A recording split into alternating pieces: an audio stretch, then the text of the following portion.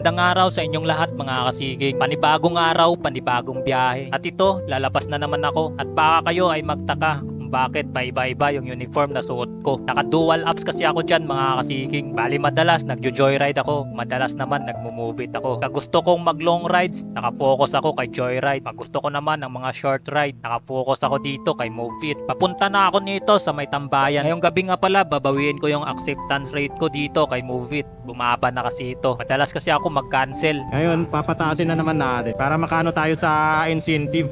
Makasali o makapasok. Bakit nga ba dalawang apps yung gamit ko? May joyride na, may move it pa. Ganito kasi yan mga kasiking. Bilang isang MC taxi rider, lalo na pag full time ka. Hindi naman sa lahat ng oras maraming booking sa isang apps. Kaya may option tayo mag-switch sa isang apps. Yan yung diskarte ng iba. Pero in my part, kung ano yung uniform na suot ko, doon ako nakafocus bumiyahe. Pag gusto ko ng mga long rides na biyahe, naka-joyride ako. Maganda kasi dito, cash yung madalas binabayad ng mga client. At pag gusto ko naman ng mga short rides lang, pero only, kay Mopit ako. At 80% naman ng fare dito ay cashless or naka-wallet. Bali kinahapunan mo pa makukuha yung income mo na mga cashless pag kinash out mo na, which is hindi naman big deal sa iba. Balik tayo sa biyahe ko. Alas 9 ng gabi nang pasukan ako ng unang booking. Dito na din ako sa pick up area ng client ko. Shower cap at helmet kaagad yung inabot ko. Papunta nga pala itong SM Aura McKinley at 161 pesos naman yung fare niya. Maluwag yung service road. Alas 9 na din kasi ng gabi. Kaya naman dito na agad kami ng client ko sa Lawton Avenue going to McKinley. At nakarating na din kami dito sa drop off ni ma'am at hiningi niya na nga yung number ko at Gcash na lang daw yung payment. Ilang minuto lang pinasukan ulit ako ng booking. Dito lang din yung pick up sa may SM Aura. Malapit lang yung drop off, halos 2 kilometers lang. 57 pesos naman yung fare. Binigyan ko na din si client ng shower cap at helmet. Nilagay ko na din sa top box ko yung dala-dala niya. Malaking tulong din talaga yung top box para sa akin, lalo na at walang gulay board yung motor ko. Yun nga lang, madalas ang dala nito ng mga pasahero. Kaya pinapaalalahanan ko na lang lagi na wag masyadong sandalan at delikado. Baka kasi bumigay at mahulog, mag-cause pa ng aksidente. At yun naman yung iniiwasan ko na wag mangyari. Habang nasa biyahe, nagkwento dito si sir na bagong lipat lang daw sila sa Pinagsama Taguig. Galing daw silang Pasig. Nagkwento niya din yung dahilan kung bakit sila lumipat. Naranasan niya raw kasi na ma-hold up habang naglalakad siya pa uwi sa kanila. Nalo daw siya sa ulo kung saan nawalan siya ng malay. Natangay daw sa kanya yung cellphone niya at wallet. Kaya may trauma pa daw siya. Kaya napipilitan daw siyang mag-MC taxi sa gabi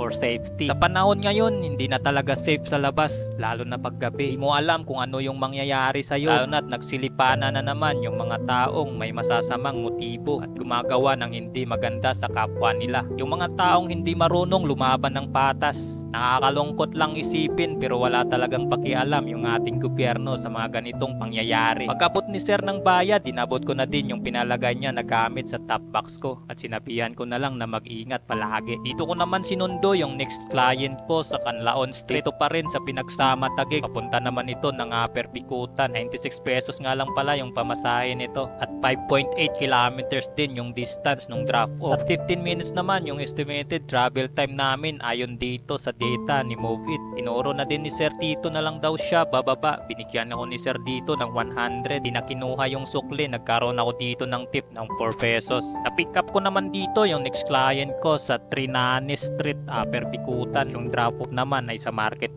na may fare na 103 pesos. 7.1 kilometers at 18 minutes naman yung travel time namin. Madilim dito sa area ng pick up kaya hindi masyadong kita yung ganda ni madam. Pagbaba dito ni client at pag-abot niya ng bayad ay nagpasalamat na din ako.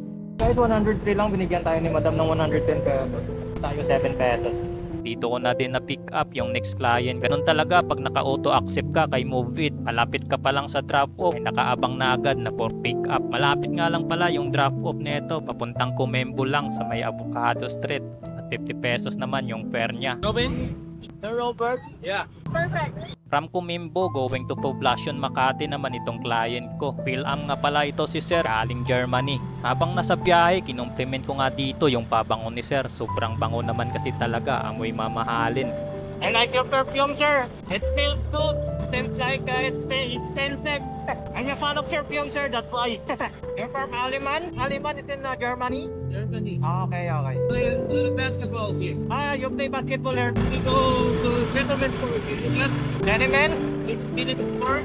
Yes, sir. I know that. Okay. You want to fly there? At dito binigyan ako ni sir ng tip. 94 pesos lang dapat, ginawang 150 yung binigay. Paseo de Rojas, tumandaluyong naman yung next client ko. Naka-promo yung booking ni sir at cashless yung payment. Pero pag drop off ko dito sa area niya, binigyan niya ako ng tip na 15 pesos. Hindi naman required mag-tip. Pero pag kusa itong binigay ng mga client natin, i-appreciate natin ito. Ibig sabihin lang nun, nagandahan siya sa serbisyo natin. At nakaramdam na nga ako dito ng gutom. Kaya dinayo ko na dito sa Bone. Yung kinainan ko last time. Pangatlong balik ko na dito sa may original doble Paris. Dito lang sa kahabaan ng Bone, Mandaluyong. Yung lasa kasi dito ng Paris nila parang beef bulgogi at beef teriyaki. Kaya napapadaan ako pag may malapit na hatid ako dito. Saglit lang ako nagpahinga tapos nantahan ko na din yung bagong client ko. Di na ako tumambay ng matagal. Naghahabol kasi ako makakota ng maaga para maaga din makapagpahinga. Mandaluyong to Mandaluyong lang din ito.